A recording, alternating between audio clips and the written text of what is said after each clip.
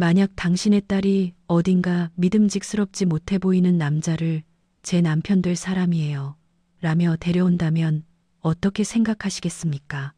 아마 처음에는 반대할지도 모릅니다. 하지만 몸집이 크다고 해서 반드시 당신의 딸을 제대로 지켜줄 수 있을까요? 힘만 세고 무지하다면 어떻겠습니까? 아마 많은 분들이 복잡한 생각에 잠길 것입니다.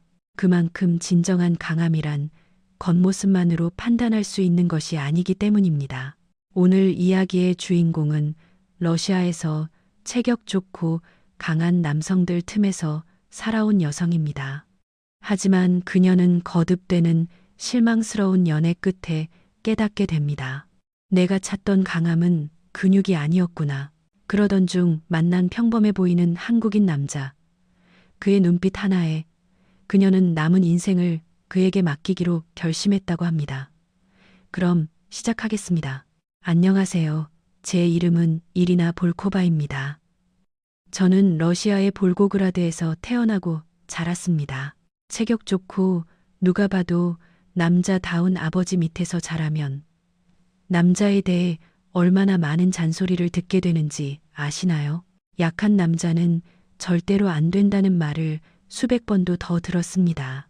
제가 결혼하기까지 얼마나 힘든 여정을 거쳤는지 제 이야기를 들어주시겠어요? 어릴 적부터 제가 들어온 말은 항상 같았습니다. 이리나, 내 곁에는 반드시 강한 남자가 있어야 한다. 제 아버지는 30이 넘어서도 맨손으로 곰과 싸울 수 있을 만큼 체격이 좋은 분이셨습니다. 어머니는 그런 아버지를 보며 늘 자랑스러워 하셨죠. 볼고그라드의 추운 겨울 벽난로 앞에 모여 앉으면 어머니는 이렇게 말씀하시곤 했습니다. 이리나, 약해 빠진 남자랑 사귀는 건 인생의 패배나 다름없어.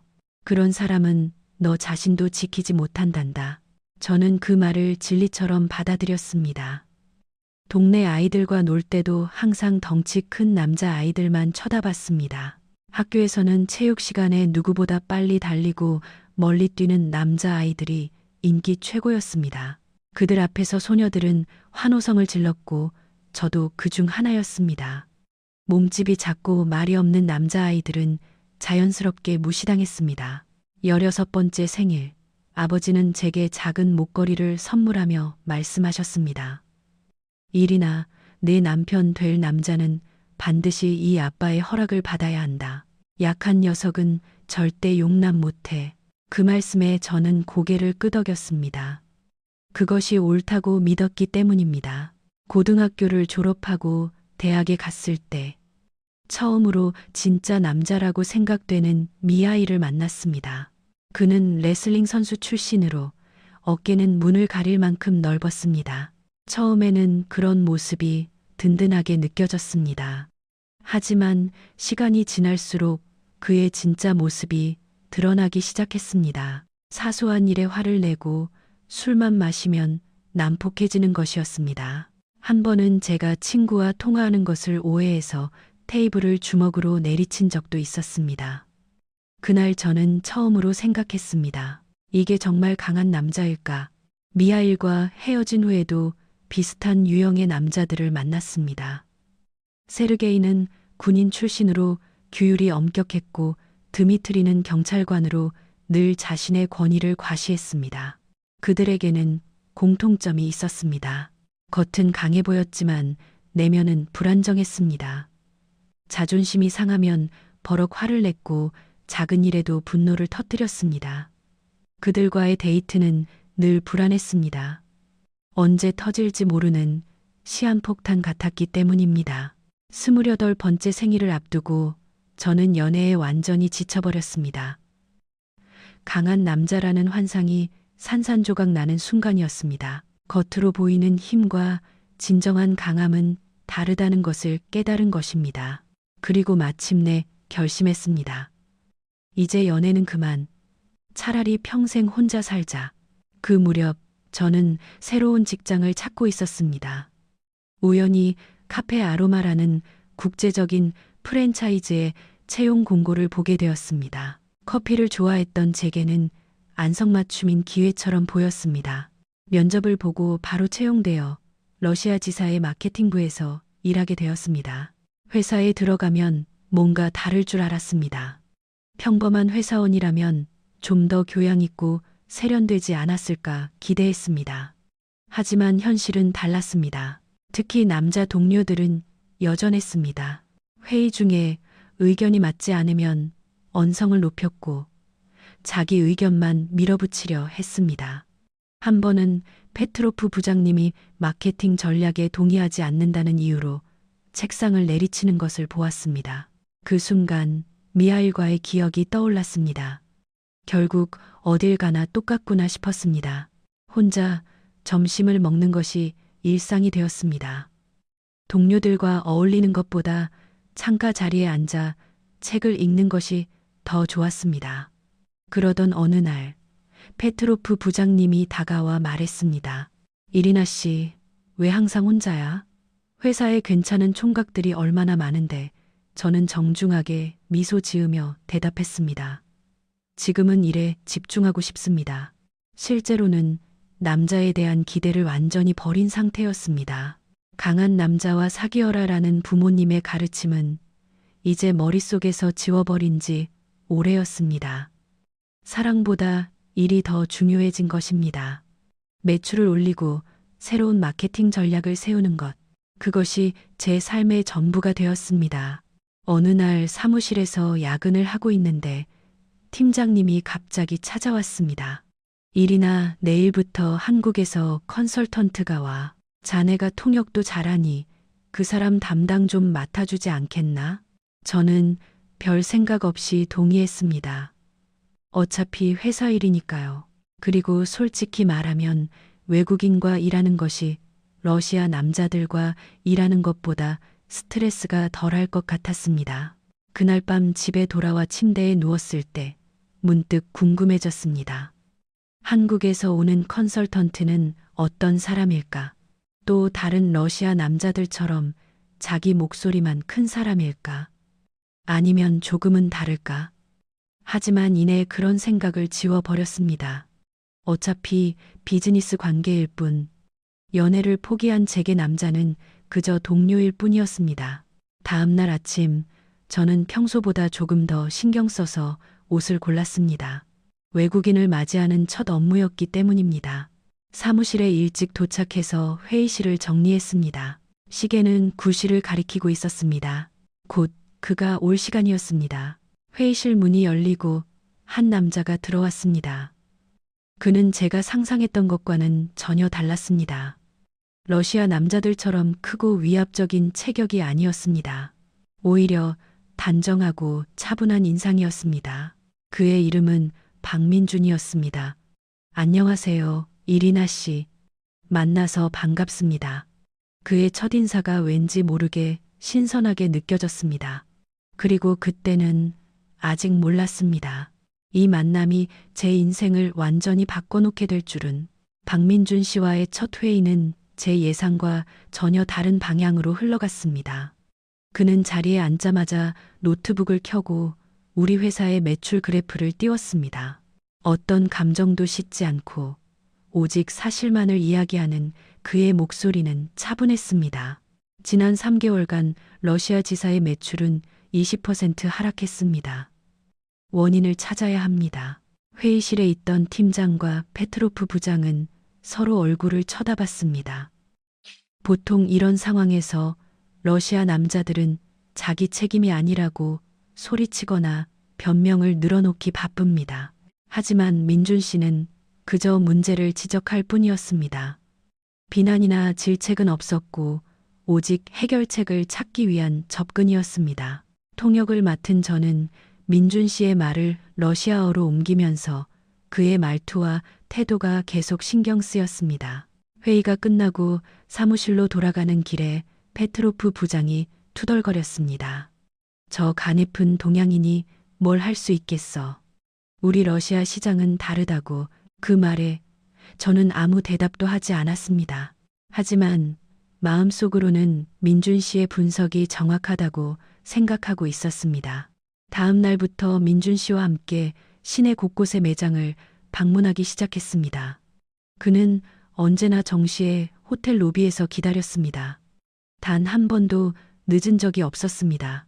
그리고 첫 매장에 들어서는 순간 그의 눈빛이 달라지는 것을 느꼈습니다. 그는 고객의 동선, 직원의 움직임, 심지어 컵이 놓인 위치까지 세세하게 관찰했습니다. 이리나 씨, 이 매장은 고객 동선이 비효율적입니다. 계산대와 픽업 카운터 사이의 거리가 너무 맵니다. 그의 지적은 날카로웠습니다. 민준 씨는 메모를 하며 말을 이었습니다. 그리고 직원들이 너무 자주 창고를 오가고 있어요. 재고 관리 시스템을 개선해야 합니다. 일주일 동안 10개가 넘는 매장을 방문했습니다.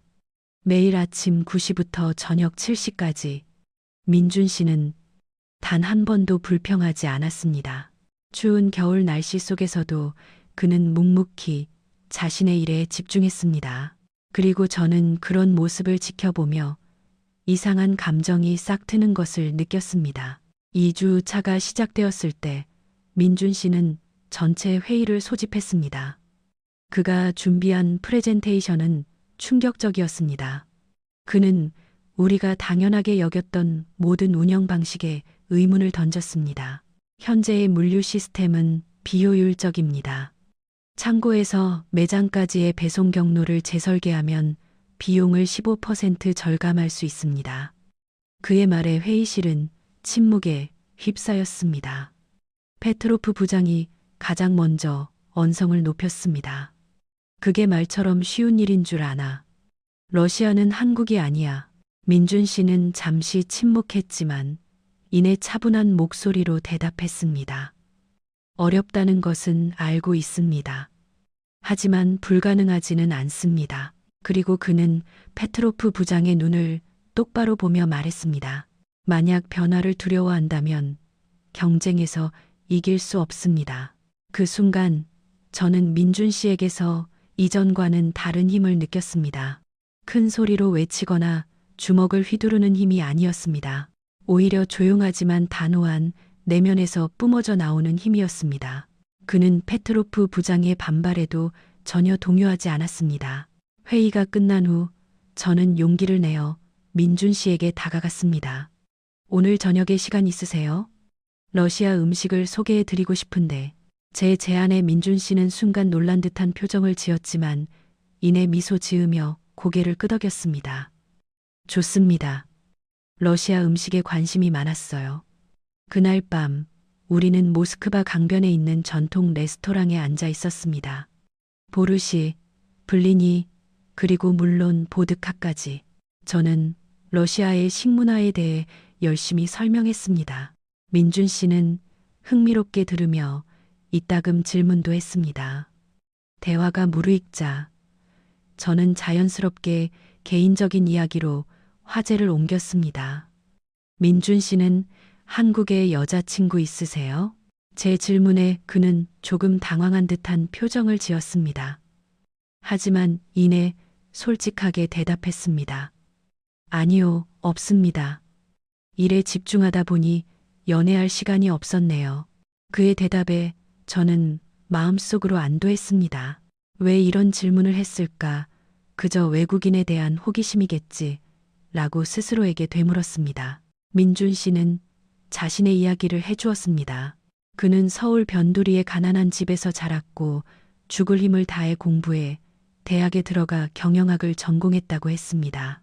그러고는 화제를 바꿔 러시아 문화, 특히 차이콥스키 음악에 관심이 많다고 이야기했습니다. 저도 제 이야기를 했습니다. 어릴 적부터 강한 남자를 찾으라는 부모님의 가르침, 그리고 그런 기준으로 만났던 남자들과의 실망스러운 경험까지.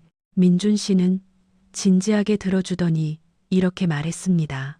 진정한 강함이란 겉모습으로 드러나는 게 아니라고 생각해요. 그날 이후 저는 종종 여러 핑계를 대며 민준 씨에게 러시아를 소개해 주겠다며 저녁 약속을 제안했습니다. 박물관, 오페라, 휴일에는 지역 교회까지 데려갔습니다. 민준 씨는 언제나 흔쾌히 응해주었고 우리는 점점 더 많은 시간을 함께 보내게 되었습니다. 한 달이 지났을 무렵 민준 씨가 준비한 개선안이 실행되기 시작했습니다. 처음에는 매장 레이아웃이 변경되었고 다음에는 물류 시스템이 재구축되었습니다. 예상대로 처음에는 혼란이 있었습니다. 직원들은 불평을 터뜨렸고 페트로프 부장은 이거 실패할 거야 라고 반복해서 말했습니다. 그러던 어느 날 가장 문제가 많았던 매장에서 심각한 갈등이 발생했습니다. 매장 매니저가 새로운 시스템에 적응하지 못하고 민준 씨를 향해 소리치기 시작한 것입니다. 당신이 뭘 알아? 우리 방식을 바꾸려 하지 마. 여긴 러시아라고, 외국인. 그 순간 저는 민준 씨가 어떻게 반응할지 걱정되었습니다. 하지만 민준 씨는 놀라울 정도로 침착했습니다. 그는 매니저가 소리치기를 마칠 때까지 기다렸다가 조용히 말했습니다. 심정은 이해합니다. 변화는 어려운 법이죠. 하지만 한 가지만 부탁드립니다. 일주일만 이 방법을 시도해 보세요. 결과가 나쁘면 원래대로 돌리겠습니다. 그의 태도에 매니저도 더 이상 아무 말도 하지 못했습니다. 그리고 일주일 후 그 매장의 서비스 속도는 20% 향상되었고 고객 만족도도 올라갔습니다. 매니저는 민준 씨에게 찾아와 조용히 사과했습니다. 이 광경을 지켜보던 저는 결정적으로 민준 씨에게 마음이 기울게 되었습니다. 4개월째 되던 날, 저는 용기를 내어 민준 씨에게 진지한 이야기를 하자고 했습니다. 저녁에 만나 조용한 공원을 걸으며 제 마음을 고백했습니다. 민준 씨, 솔직하게 말할게요. 당신을 좋아해요. 처음엔 그냥 동료라고 생각했지만 지금은 그 이상이에요. 제 고백에 민준 씨는 한동안 말을 잃었습니다. 그의 침묵에 제 심장은 덜컥 내려앉았습니다. 역시 너무 서둘렀나 싶었습니다. 하지만 이내 그가 미소 지으며 말했습니다. 사실 저도 이리나 씨를 좋아하고 있었어요. 하지만 곧 한국으로 돌아가야 해서 차마 말을 꺼내지 못했습니다.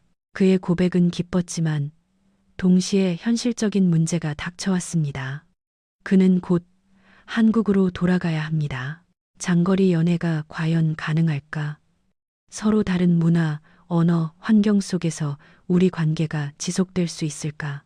수많은 의문이 떠올랐지만 제게는 한 가지 확신이 있었습니다. 민준 씨와 함께하고 싶다는 것, 거리가 문제가 되지 않았으면 좋겠어요. 우리가 정말 서로를 필요로 한다면 방법을 찾을 수 있을 거예요. 제 말에 민준 씨는 진지하게 고개를 끄덕였습니다.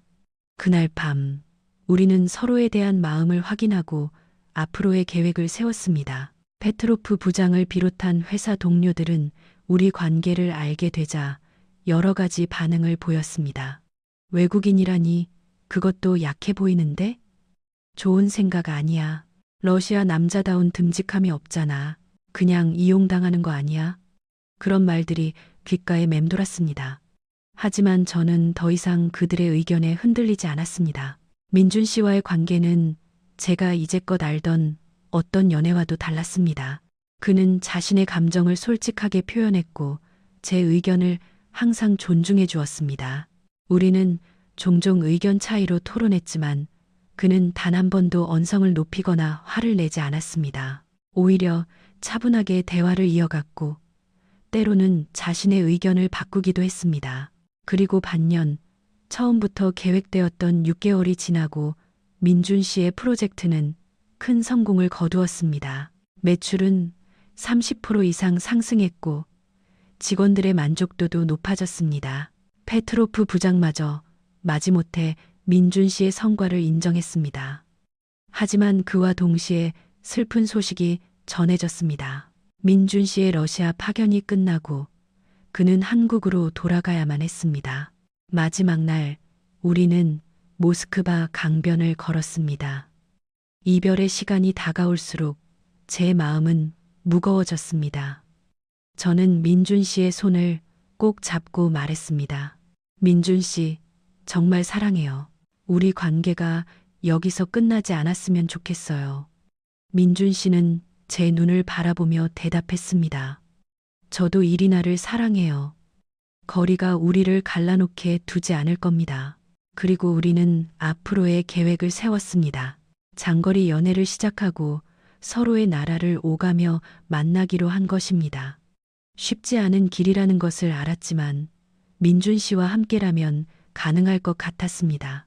민준 씨가 한국으로 떠난 후 우리는 매일 영상 통화로 만났습니다. 종종 너무 피곤해서 그냥 자버릴까 생각도 했지만 그의 얼굴을 보는 순간 모든 피로가 사라졌습니다.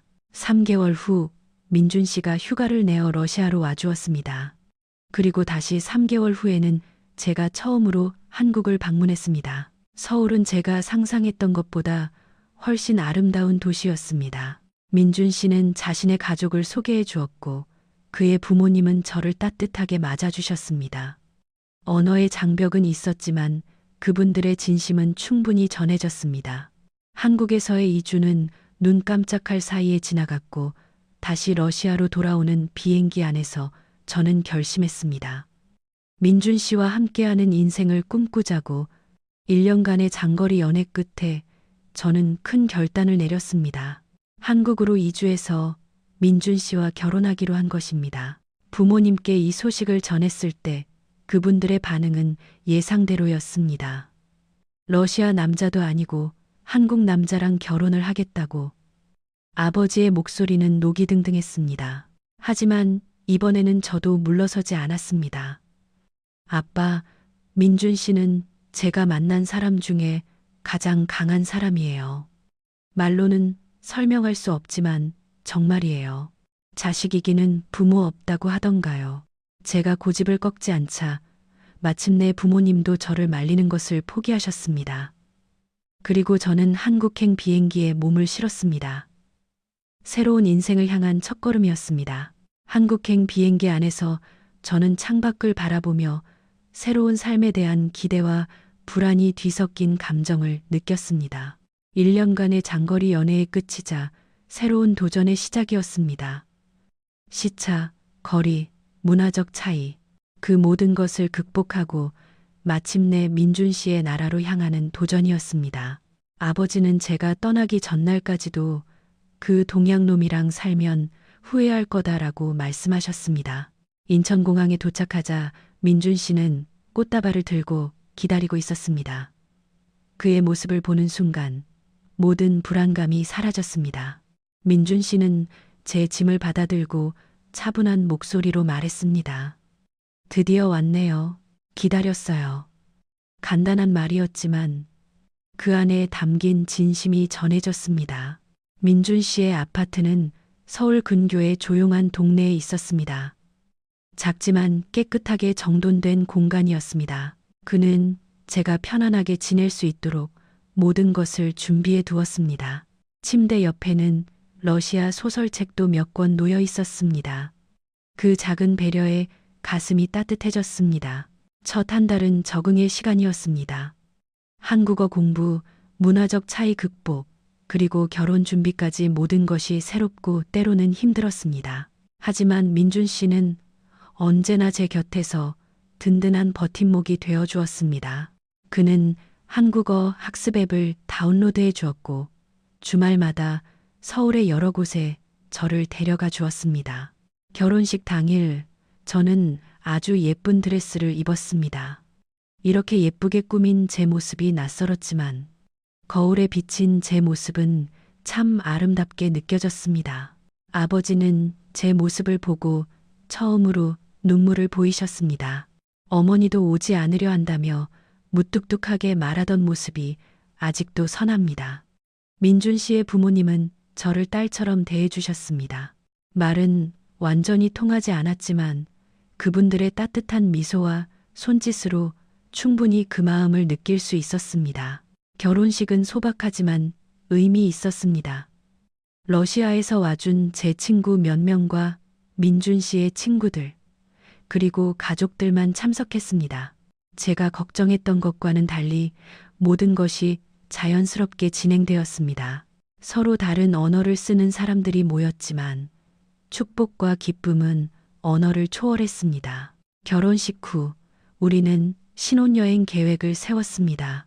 민준 씨는 제게 선택권을 주었습니다. 어디든 당신이 가고 싶은 곳으로 가요. 저는 고민 끝에 발리를 선택했습니다. 따뜻한 기후, 아름다운 해변, 그리고 다양한 문화, 모든 것이 매력적으로 느껴졌습니다. 발리로 떠나기 전날 민준 씨의 어머님이 우리 집에 오셨습니다. 그녀는 제 손을 잡고 무언가를 건네주셨습니다. 옥으로 만든 작은 목걸이였습니다. 민준 씨가 설명하기를 그것은 대대로 내려오는 가보라고 했습니다. 저는 감동해서 말을 잃었습니다. 그 순간 저는 정말로 이 가족의 일원이 되었다고 느꼈습니다. 발리에 도착한 첫날 우리는 숙소 근처의 해변을 걸었습니다. 민준 씨는 제 손을 꼭 잡고 말했습니다. 이리나, 당신을 만난 건 내 인생 최고의 행운이야. 그 말에 저는 행복한 미소를 지었습니다. 하지만 그때는 아직 몰랐습니다. 이 여행이 우리 관계에 중요한 전환점이 될 줄은. 신혼여행을 만끽하던 셋째 날, 우리는 작은 말다툼을 했습니다. 원인은 사소한 것이었습니다. 저는 현지 시장에서 기념품을 더 구경하고 싶어 했는데, 민준 씨는 예약해둔 스노클링 시간에 늦을까봐 걱정했습니다. 둘 다 자기 의견을 굽히지 않았고, 결국 언성이 높아졌습니다. 항상 시간에 쫓기면서 어떻게 여행을 즐겨요? 조금은 여유를 가져도 되잖아요. 제가 말했습니다. 민준 씨는 한숨을 쉬며 대답했습니다. 약속 시간을 지키는 건 기본적인 예의예요. 우리가 늦으면 다른 사람들이 기다려야 하잖아요. 결국 타협점을 찾지 못한 채 우리는 호텔로 돌아가기로 했습니다. 걷는 내내 어색한 침묵만이 흘렀습니다. 저는 속으로 후회했습니다. 신혼여행 와서 싸우다니 바보 같았죠. 하지만 자존심 때문에 먼저 사과할 수가 없었습니다. 호텔로 돌아가는 길에 번화한 거리를 지나고 있었습니다. 관광객들로 북적이는 거리였습니다. 민준 씨는 제 몇 걸음 앞에서 걷고 있었습니다. 갑자기 그의 표정이 변했습니다. 그의 눈이 날카로워지더니 눈 깜짝할 사이에 달려나갔습니다.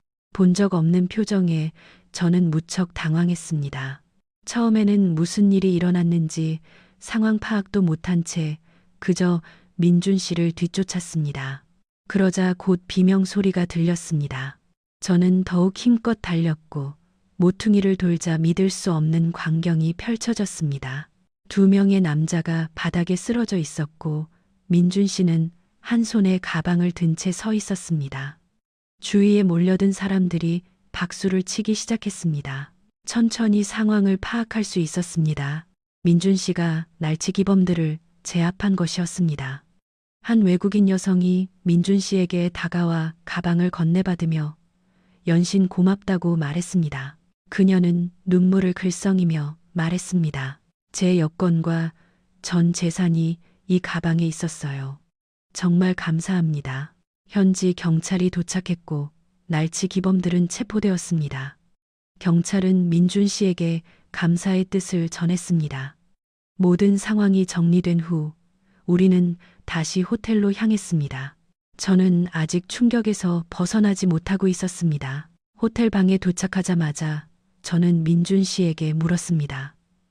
어떻게 그렇게 빨리 반응할 수 있었어요? 그리고 두 남자를 어떻게 제압한 거예요? 민준 씨는 쑥스러운 듯 웃으며 대답했습니다. 군대에서 특수훈련을 받은 적이 있어요. 수색대 출신이라 저런 상황에서는 본능적으로 반응하게 되더라고요. 그제야 민준 씨가 스치듯 말했던 군대 이야기가 생각났습니다. 그가 특수부대에 있었다고는 했지만 자세한 이야기는 해주지 않았었습니다. 그 순간 저는 민준 씨의 또 다른 면을 발견한 것 같았습니다. 왜 그런 중요한 얘기를 자세히 해주지 않았어요? 제가 물었습니다. 민준 씨는 어깨를 으쓱하며 대답했습니다. 별거 아니라고 생각했어요. 그냥 군 복무의 일부였을 뿐이니까. 그의 대답은 단순했지만 제게는 큰 의미로 다가왔습니다.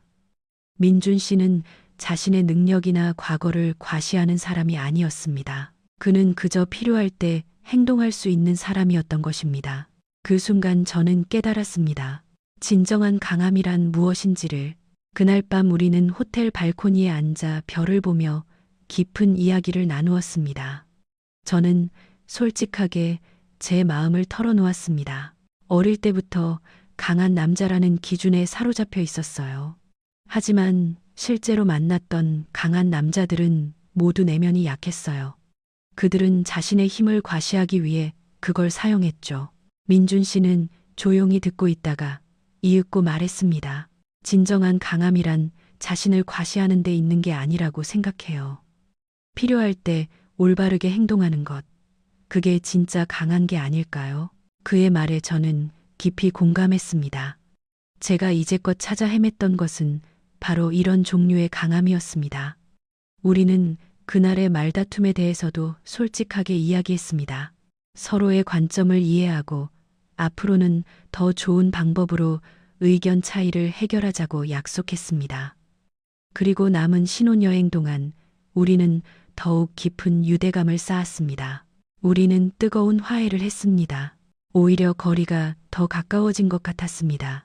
여행 마지막 날, 우리는 일출을 보기 위해 일찍 일어났습니다. 해변에 앉아 천천히 떠오르는 해를 바라보며 민준 씨가 제 손을 잡았습니다. 이리나, 내가 언제나 당신을 지키고 사랑할게요. 약속해요. 그의 말에 저는 따뜻한 감정이 가슴 깊은 곳에서 퍼져나가는 것을 느꼈습니다. 그때 제가 몰랐던 것은 그날 밤 우리의 사랑의 결실이 이미 제 뱃속에서 자라나고 있었다는 사실이었습니다. 허니문 베이비라니 마치 영화의 한 장면 같았습니다. 발리에서의 마지막 밤, 우리는 해변에서 모래성을 쌓으며 장난처럼 미래의 아이 이름을 지어보곤 했습니다. 그때는 농담처럼 이야기했지만 그것이 현실이 될 줄은 꿈에도 몰랐습니다. 한국에 돌아온 지 한 달쯤 지났을 때였습니다. 저는 조금씩 몸의 이상을 느끼기 시작했습니다. 아침이면 헛구역질이 나고 평소보다 쉽게 피곤해졌습니다. 민준 씨는 제 상태를 걱정하며 병원에 가보자고 제안했습니다. 진단 결과는 놀라웠습니다. 저는 임신 초기였습니다. 그 소식을 들은 민준 씨의 얼굴에 환한 미소가 번졌습니다. 그는 제 배를 조심스럽게 쓰다듬으며 말했습니다. 우리 아기라니 믿을 수가 없어. 그의 눈에는 행복의 눈물이 맺혀 있었습니다. 저도 감격스러웠습니다. 새로운 생명이 우리 사랑의 증표로 찾아와 준 것입니다. 민준 씨의 부모님께 알리자 그분들은 어쩔 줄 몰라 하며 기뻐하셨습니다. 특히 민준 씨의 어머님은 저를 더욱 특별하게 챙겨주기 시작하셨습니다. 매일 영양가 있는 음식을 가져다 주시고 한국의 전통적인 산모 관리법을 알려주셨습니다. 말은 통하지 않아도 그분의 사랑과 관심은 충분히 전해졌습니다. 러시아의 부모님께도 알렸습니다. 처음에는 놀라시는 듯 했지만 이내 기뻐하셨습니다. 특히 아버지는 손주 보러 꼭 한국에 가겠다고 말씀하셨습니다. 그의 목소리에서 처음으로 민준 씨에 대한 인정을 느낄 수 있었습니다. 임신 소식과 함께 저는 민준 씨의 또 다른 모습을 보게 되었습니다. 그는 더욱 세심해졌고 저를 지키기 위해 노력했습니다. 무거운 물건은 들지 못하게 했고 매일 밤 제 다리를 마사지해 주었습니다. 그리고 함께 태교 음악을 들으며 아기에게 말을 거는 모습은 정말 감동적이었습니다. 하지만 민준 씨의 진정한 강함은 위기의 순간에 더욱 빛을 발했습니다. 임신 4개월 차 제가 갑자기 심한 복통에 시달렸을 때의 일입니다. 민준 씨는 즉시 저를 안아들고 차로 달려가 병원으로 향했습니다. 그의 얼굴은 걱정으로 가득했지만 행동은 놀라울 정도로 침착했습니다. 의사는 약간의 출혈이 있지만 아기는 괜찮다고 했습니다. 안정이 필요하다는 말에 민준 씨는 곧바로 휴가를 냈습니다. 그는 일주일 동안 제 곁을 한시도 떠나지 않았습니다. 식사를 준비하고 집안일을 하고 심지어 러시아 소설을 소리내어 읽어주기도 했습니다. 그의 헌신적인 모습에 저는 다시 한번 그를 선택한 것이 정말 잘한 일이라고 느꼈습니다. 시간이 조금 더 지나 우리는 아기의 성별을 알게 되었습니다. 딸이었습니다. 초음파 화면을 보는 민준 씨의 눈에 눈물이 맺혔습니다. 우리 딸이 당신처럼 아름답고 용감했으면 좋겠어. 그의 말에 제 가슴은 따뜻해졌습니다. 그날 밤 민준 씨는 아기 방을 꾸미기 시작했습니다. 그는 직접 벽에 귀여운 그림을 그리고 작은 아기 침대를 조립했습니다. 지금껏 본 적 없는 정성으로 모든 것을 준비하는 그의 모습이 사랑스러웠습니다. 러시아 인형과 한국의 전통 인형이 나란히 놓인 아기방은 우리 문화의 결합을 상징하는 것 같았습니다. 그리고 우리는 러시아에 계신 부모님께 영상 통화로 근황을 전했습니다. 제 배가 조금씩 불러오는 것을 보며 어머니는 눈시울을 붉혔습니다. 놀랍게도 아버지의 태도도 상당히 부드러워져 있었습니다. 이리나, 너 행복해 보이는구나. 그게 가장 중요한 거다. 아버지의 말에 저는 감동했습니다. 어머니는 걱정스럽게 물었습니다. 그래서 그 사위는 잘해주니? 저는 망설임 없이 대답했습니다. 네, 엄마. 민준 씨는 세상에서 가장 멋진 남편이에요. 정말 강한 사람이고요. 제 말에 어머니는 고개를 끄덕이셨습니다. 부모님과의 통화 후 저는 민준 씨에게 러시아 방문을 제안했습니다. 아기가 태어나기 전에 부모님을 뵈러 가는 게 어때? 민준 씨는 기쁘게 동의했습니다.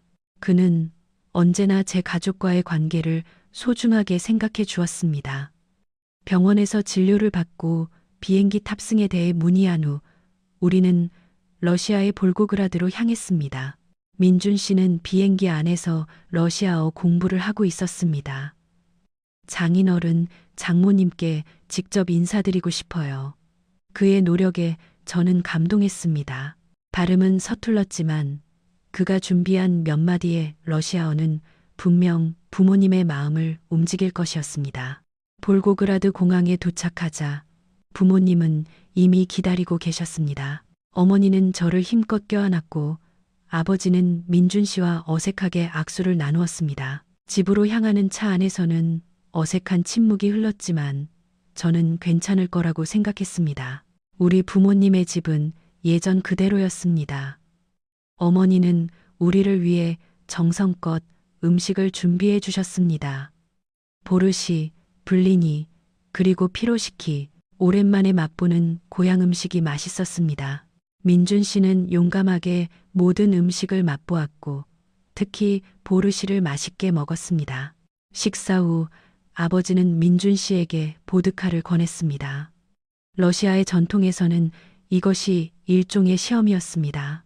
민준 씨는 아버지의 눈을 똑바로 쳐다보며 보드카 잔을 받았습니다. 단숨에 들이켜는 모습에 아버지의 눈빛이 달라졌습니다. 미소는 아니었지만 분명 인정의 표시였습니다. 저녁 시간, 아버지는 민준 씨를 데리고 창고로 향했습니다. 저는 조금 걱정이 되었지만 어머니가 말렸습니다. 남자들끼리 할 이야기가 있겠지. 1시간 후 두 사람이 돌아왔을 때 놀랍게도 웃고 있었습니다. 나중에 민준 씨가 알려주기를 아버지는 그에게 오래된 러시아군 훈장 컬렉션을 보여주셨다고 합니다. 그리고 민준 씨의 군대 경험에 대해 물었다고 했습니다. 다음 날 아버지는 민준 씨를 데리고 볼고그라드 전투 기념관에 갔습니다. 두 사람이 없는 동안 어머니와 저는 아기를 위한 준비물을 정리했습니다. 어머니는 제 어릴 적 옷을 꺼내주셨습니다. 이건 네가 3살 때 입던 거야. 우리 손녀에게도 입히고 싶구나. 저녁에 아버지와 민준 씨가 돌아왔을 때 두 사람 사이에는 이상한 연대감이 생겨 있었습니다. 아버지는 저녁 식사 도중에 불쑥 말했습니다. 이 사위 생각보다 괜찮은 놈이군. 그 말에 저는 놀라서 숟가락을 떨어뜨릴 뻔했습니다. 아버지가 민준 씨를 인정한 첫 순간이었습니다. 나중에 어머니께 듣기로 기념관에 들어가려다 계단에서 미끄러진 아이를 민준 씨가 몸을 날려 구했다고 합니다. 아버지는 그 모습을 보고 깊은 인상을 받은 듯 했습니다. 필요할 때 힘을 쓸 줄 아는 사위라면 우리 손주를 지킬 수 있겠지. 아버지의 목소리에는 존경심이 담겨 있었습니다. 러시아에서의 일주일은 순식간에 지나갔습니다. 떠나는 날 아버지는 민준 씨의 어깨를 꽉 잡고 말했습니다. 내 딸과 손주를 잘 부탁한다. 간단한 말이었지만 그 안에 담긴 의미는 컸습니다. 한국으로 돌아온 후 우리의 삶은 더욱 풍요로워졌습니다. 민준 씨는 회사에서 승진했고 저는 러시아어 강사로 일을 시작했습니다. 임신 막달에 접어들자 민준 씨는 제가 무리하지 않도록 모든 집안일을 도맡아 했습니다. 그는 요리도 배워 매일 밤 건강한 식사를 준비해 주었습니다. 한 번은 제가 러시아식 보르시가 먹고 싶다고 하자 민준 씨가 인터넷으로 레시피를 찾아 직접 만들어 주었습니다. 맛은 조금 달랐지만 그의 정성이 느껴져 더욱 맛있게 느껴졌습니다. 그는 제가 고향을 그리워할 때마다 러시아 영화를 함께 보거나 러시아 음식을 찾아 나서 주었습니다. 그런 사소한 배려가 제가 민준 씨를 더욱 사랑하게 된 이유였습니다. 출산이 가까워졌을 때 저는 갑자기 불안해졌습니다. 처음 겪는 출산에 대한 두려움, 그리고 러시아가 아닌 한국에서 아이를 낳는다는 사실이 저를 불안하게 만들었습니다. 민준 씨는 제 불안함을 눈치채고 매일 밤 제 손을 잡고 이야기해 주었습니다. 당신은 강한 사람이에요. 할 수 있어요. 그리고 내가 항상 곁에 있을게요. 출산 예정일 일주일 전, 민준 씨는 저를 위해 깜짝 선물을 준비했습니다. 그는 저를 차에 태워 서울 근교의 조용한 곳으로 데려갔습니다. 그곳에는 작은 러시아 식당이 있었습니다. 주인은 볼고그라드 출신의 러시아 여성이었고 그녀는 우리를 따뜻하게 맞아주었습니다. 민준 씨가 몰래 준비한 이 깜짝 만남에 저는 감동했습니다. 고향의 맛과 언어가 그리웠던 제게 이보다 더 좋은 선물은 없었습니다. 출산 예정일 이틀 전, 저는 한밤중에 진통을 느꼈습니다. 민준 씨는 즉시 준비해둔 가방을 들고 저를 병원으로 데려갔습니다. 12시간의 진통 끝에 우리 딸 소피아가 태어났습니다. 3.2 캐리즘의 건강한 아기였습니다. 민준 씨는 환하게 웃으며 소피아를 안았습니다. 안녕, 우리 딸, 아빠야. 소피아라는 이름은 제가 제안했고 민준 씨도 기쁘게 동의했습니다. 러시아식 이름이지만 한국에서도 부르기 쉽고 의미가 아름다웠습니다.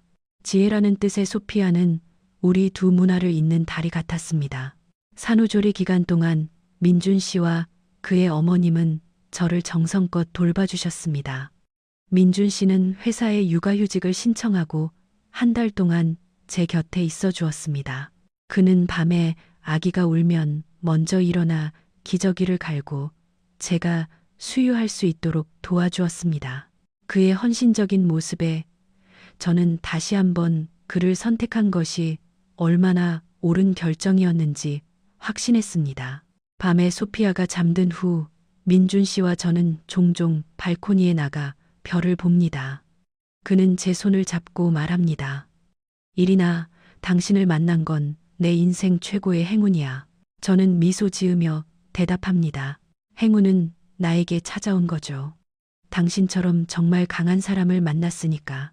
지금 저는 이 순간이 영원히 계속되었으면 좋겠다고 생각합니다. 민준 씨, 소피아, 그리고 우리 가족의 평화로운 일상이 러시아에서 자라며 꿈꾸었던 강한 남자와의 삶은 제가 상상했던 것과는 전혀 달랐습니다. 하지만 지금의 현실은 상상보다 훨씬 더 아름답고 충만합니다. 정말 강한 사람은 필요 없는 힘을 과시하지 않습니다. 보여주기 위한 힘이 아니라 지켜야 할 때 조용히 행동하는 것. 민준 씨는 언제나 제 앞에서는 다정하고 신중하지만 세상에 대해서는 누구보다 강합니다. 그리고 저는 지금 그런 남자와 함께 한국에서 새로운 삶을 시작했습니다.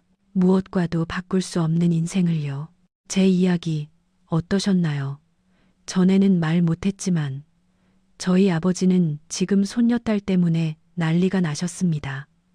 예뻐서 어쩔 줄을 모르시는 것 같아요. 아버지에게 그런 면이 있는 줄은 꿈에도 몰랐습니다. 지금 소피아는 유치원에 다니는데 머리색 때문에 걱정했던 것과는 달리 인기가 아주 많답니다. 이제는 한국이 정말 좋아졌어요. 몇 안 되는 제 친구들도 한국 남자를 소개해달라고 아우성입니다. 이런 행복을 안겨준 소피아 아빠, 고마워요.